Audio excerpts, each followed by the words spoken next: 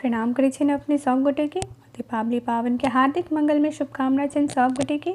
हम ज्योतिला हम आई सुना रहल छियनि एगो सुंदर सन लक्ष्मी जी के गीत। तो केहन छनि केहन लगतनि तो जरूर कहिए और अपन आशीर्वाद जरूर दिए। तो और सुनो जा सुंदर सन एगो गीत। आई माँ लक्ष्मी आती अंगना से मन सा पूजब ना। आई माँ लक्ष्मी आती अंगना से मन सा पूजब ना। आई माँ लक्ष्मी आती अंगना।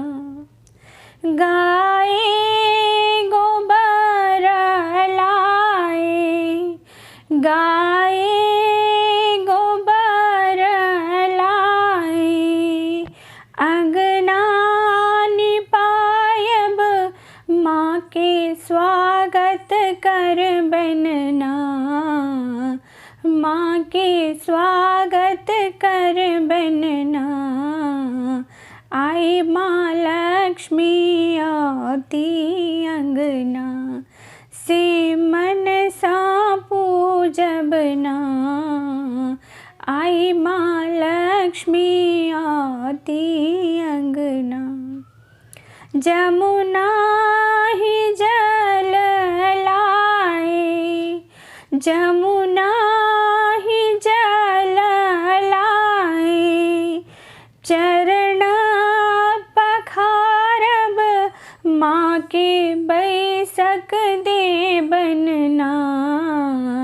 माँ के बैसक दे बनना।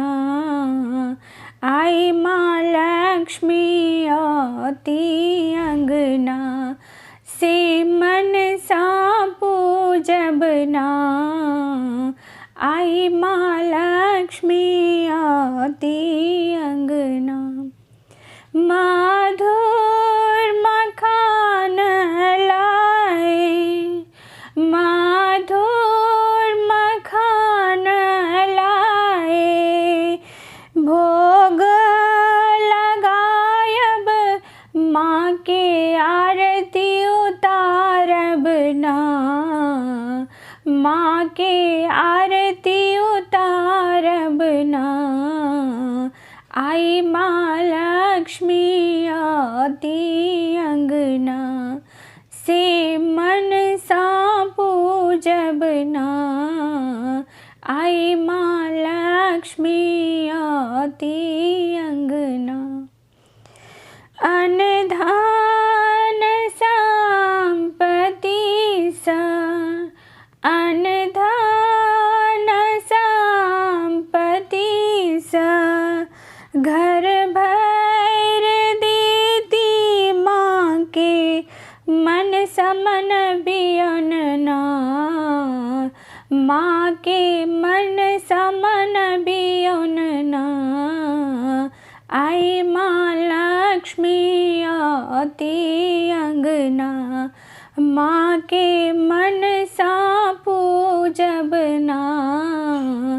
आई माँ लक्ष्मी आती अंगना से मन सा पूजब ना। आई माँ लक्ष्मी आती